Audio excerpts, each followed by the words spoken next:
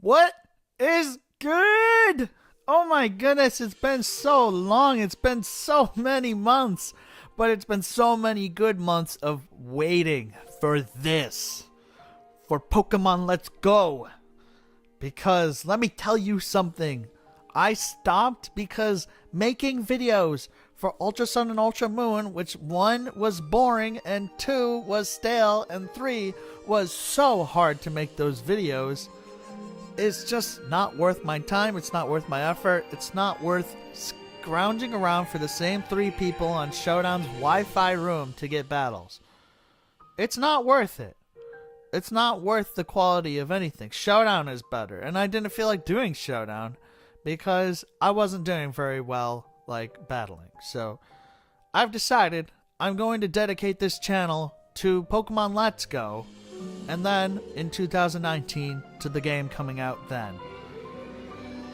I'm buying a capture card for my Nintendo Switch, which I do own, so you will see not only Wi-Fi battles after the fact, because I really hope that there's better ways to do Wi-Fi battles, but also you'll see live streams on Twitch and YouTube, me probably doing shiny hunting / IV hunting for basically the Pokemon on this list, because despite having Pokemon Go and playing it during the summer and getting certain Pokemon, they're not perfect. I want perfection.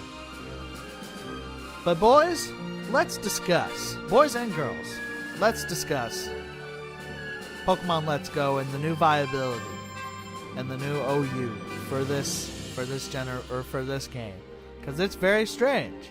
First of all, there is only 153 Pokemon. That's the original 151, including Mew, plus Meltan and Melmetal. There is Natures. There are IVs, 31 across the board, just like normal. So, okay, there's Max Friendship on your Pokemon. That gives a 10% boost to every stat except HP. So, imagine you can get a 20% boost in one of your stats. Also, there are no effort values, but instead, everything is based off of the candy that you give to your Pokemon. So there's candy for HP, candy for attack, candy for special attack, and you can increase each stat by 200 points. Not 200 effort values, 200 points.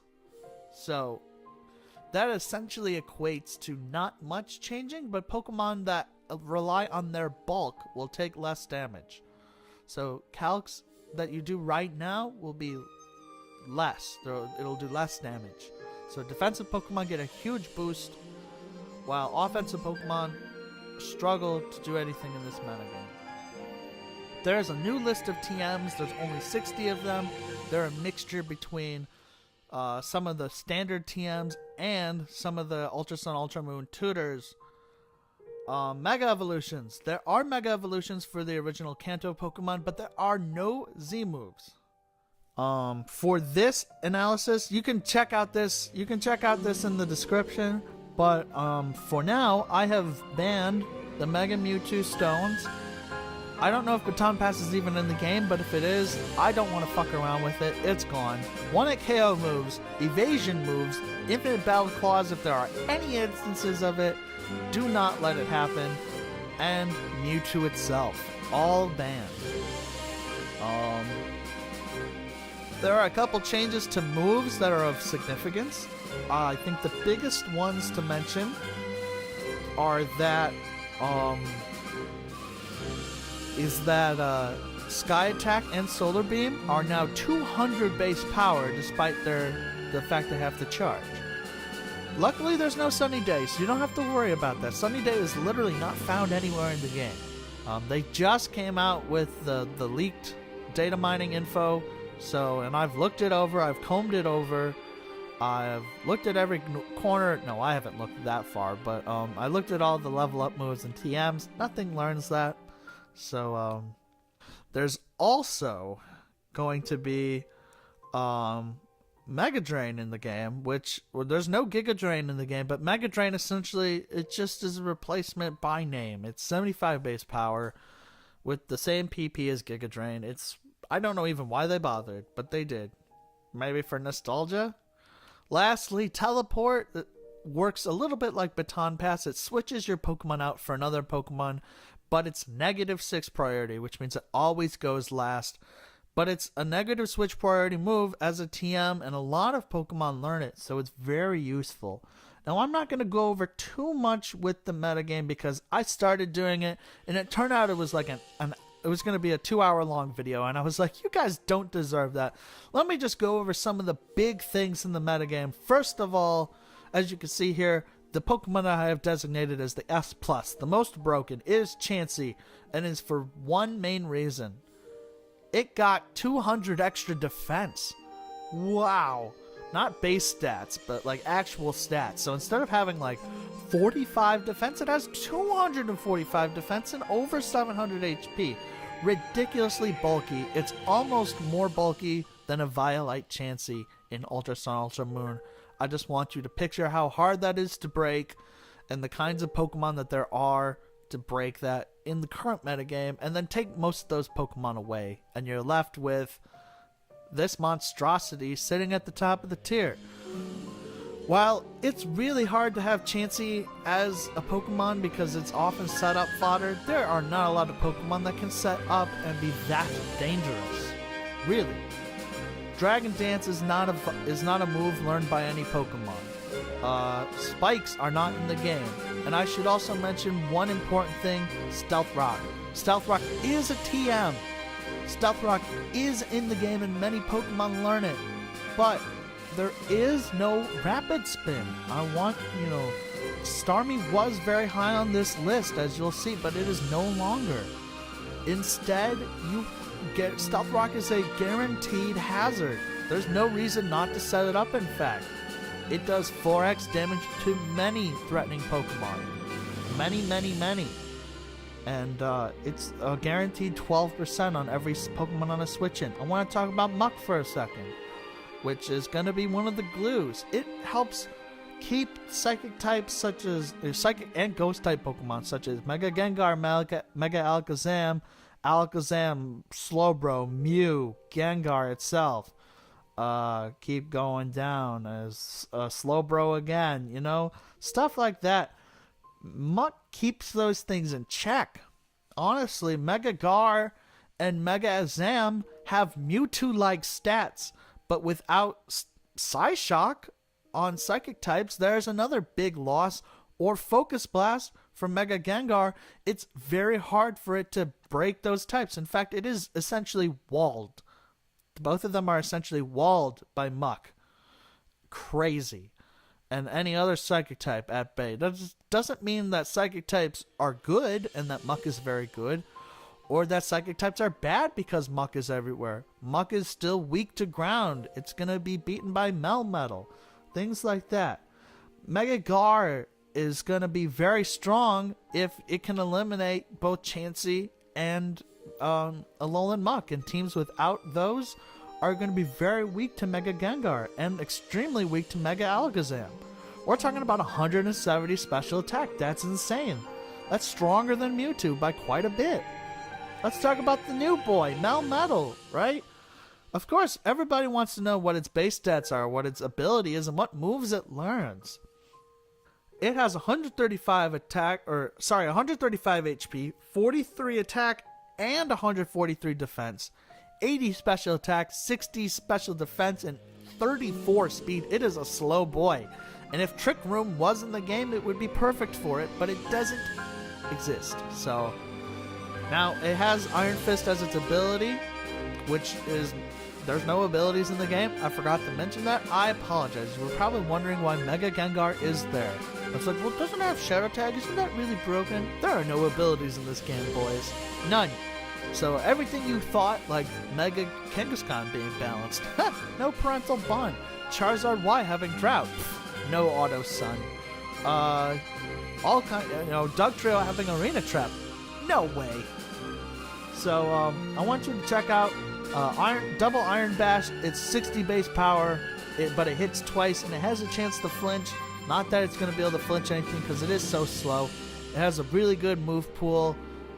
It gets acid armor, which is really cool. I really wish it had a Amnesia instead. That would be really cool, but maybe even Broken. It's going to be one of the premier defensive Pokemon, and him and Chansey are brothers.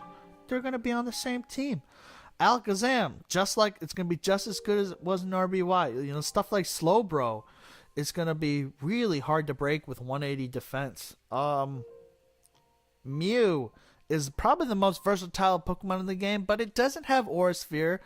It doesn't have Psyshock, so its offensive set, despite having Nasty Plot, it's kind of neutered. Honestly, it's not very good, but it's still extremely viable, and its defensive set is going to be able to shut down Stall very well and keep rocks hopefully off the field. But basically, I want to discuss, the fact that almost no Pokemon gets recovery. Clefable has to run Rest. Mega Venusaur has to run Leech Seed Protect. Flying types do get Roost, which is useful, but a lot of Pokemon, grass types, have to run Rest. It's pretty awful. And like I said, like Pokemon like Aerodactyl leads are going to be super useful because they can just get up rocks and they're there forever. So these are some of the Pokemon. You got Shell Smash Cloyster, one of the few Pokemon that can set up. Poor Mega Gyarados lost Dragon Dance, was going to be an S+ threat, but lost Dragon Dance, and because of that, it's just a good wall breaker. Normal Aerodactyl doesn't have to Mega Evolve. It only has to Mega Evolve when absolutely necessary. If Electrode or Mega Alakazam or Mega Gengar are out in the field. Otherwise, it can just sit pretty. Mega Beedrill is super useful. Amistar is another rapid Shell Smasher. Dodrio, I know, right? It kept all of its goodies from Ultra Sun, Ultra Moon, so it gets Jump Kick and Swords Dance and Agility. It's going to be pretty threatening. Lastly, one of the last few Pokemon I want to talk about, I want to talk about Electrode. It's your hyper-offensive dual screens and also try and keep rocks off the field. It's going to be okay doing it. It can taunt, then set up screens, and then explode. Pretty useful. You get 2 turns of screens to set up Pokemon. Very nice. Moltres probably has the best move pool in the game with Sky Attack, Fire Blast, Solar Beam. I mean, those are just super powerful. But 4X weak to rocks, I don't know how it's going to function.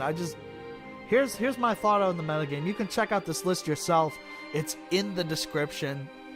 I will be working on it every week, and every month, you'll get a new viability list on where I think things have gone, especially when Smogon releases, usage stats for this. Here's what I think about this metagame. I think Chansey is a problem. I think Chansey is the biggest problem. It's just so bulky that when Rhydon can barely 2-hit KO, Rhydon with Earthquake can barely 2-hit KO Chansey, that's a problem. And it may not be able to. I have to redo the calcs and really study it. But I do not believe it can. And that's Rhydon. You have to have a Pokemon stronger than Rhydon. So only Melmetal and Rhydon will be able to 2-hit KO Chansey? Are you serious? That's pretty nuts. Those can get crippled. Melmetal can get burned. Rhydon can get burned. And once they're burned, they're done. I feel like despite there not being recovery, if nothing is done about Chansey and nothing is done about Melmetal in the future, those 2 Pokemon are just going to dominate this metagame, especially Chansey. Chansey is going to be this unbreakable egg that's going to have to worry about getting crit. You're going to have, teams with lots of bulky waters attempting to get Scalds off on the offensive Pokemon. Honestly, I see this as a very Chansey centralized metagame. I see rocks being stupid. Just being stupid. Like completely dumb. I don't know if you would go as far to ban them, but you can't get rid of them. They're there forever. I've never seen a metagame in which there's a hazard that you could not get rid of. Even when Spikes was 2 layers, they also added Rapid Spin back in Gen 2. They had Spikes that were 2 layers and Rapid Spin. If they had just straight up invented Stealth Rock, they would have banned it after a while. A lot of really cool Pokemon like Moltres, Charizard, Pinsir are just completely unviable because of Stealth Rock. So that is a huge question on whether Rocks is going to stay legal, Chansey is going to stay legal, and then what to do after that.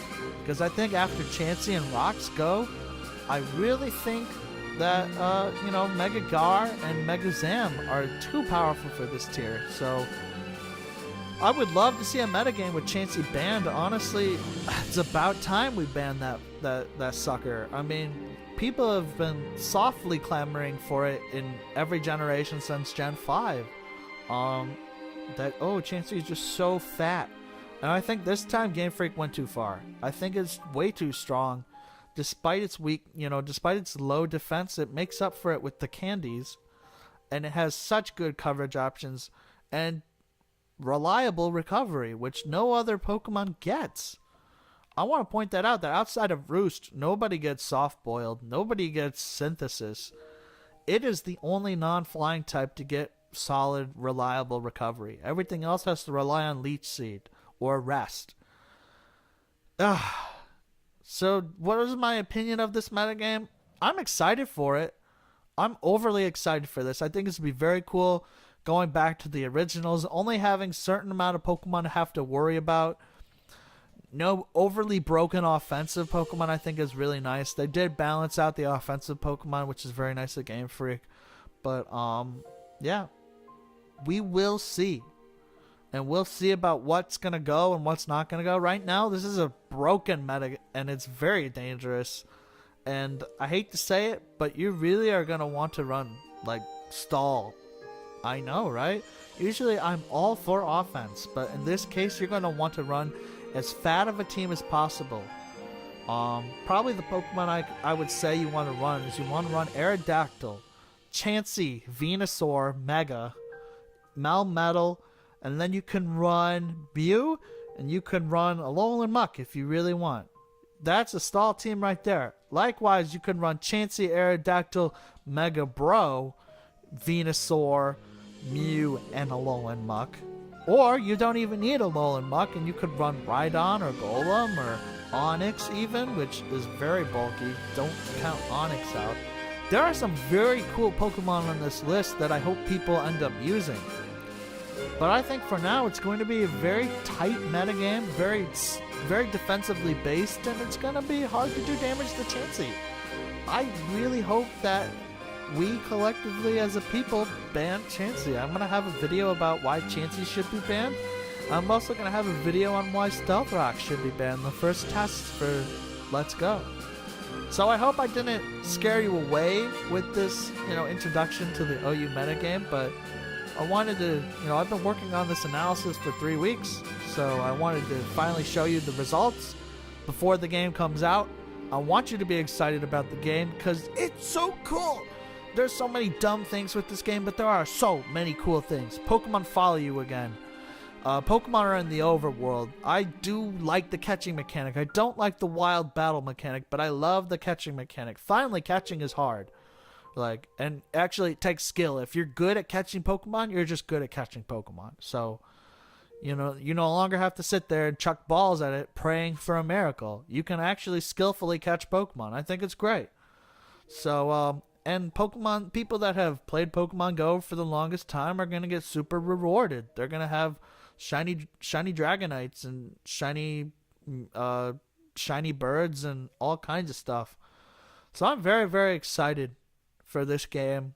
It's a nice integration. It's a nice introduction for people that have never played Pokemon before. And if you have never played competitive Pokemon, this is the best time to start because it is so easy to get new Pokemon. You can literally chain Pokemon for 31 times in a row and get a perfect Pokemon, and you can guarantee the nature for the whole day.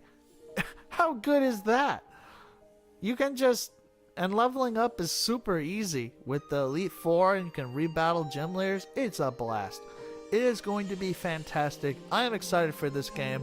I cannot wait to get the capture card and start sharing footage with you, sharing battles, and sharing memories with all of you. Alright. SolaceAcheron out. See ya Friday, boys and girls.